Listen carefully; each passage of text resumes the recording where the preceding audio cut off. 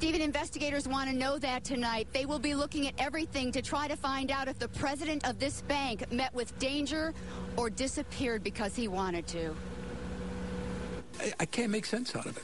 Gabe Anton is baffled and worried tonight about his friend David Widlack, the president and CEO of Community Central Bank, who has disappeared.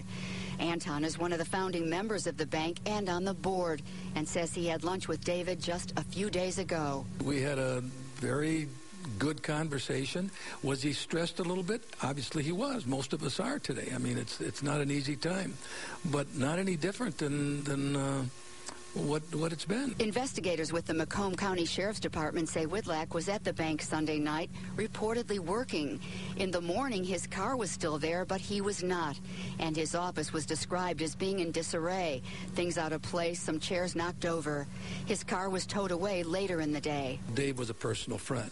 I mean, the idea that anything could have happened to him, that's in and of itself hard to imagine.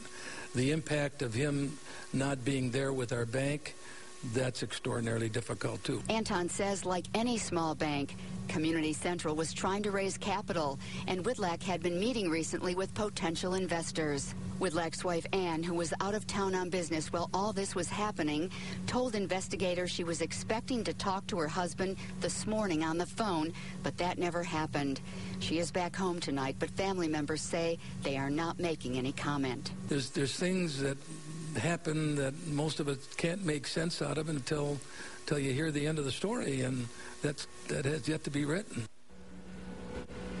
Now, investigators with the Sheriff's Department say they will be looking at everything: surveillance video from inside and outside the bank, Widlack's credit cards, his phone records. They also say they could use some tips, so if you know anything, call the Sheriff's Department right away. In Mount Clemens, I'm Cheryl Choden, Channel 7 Action News.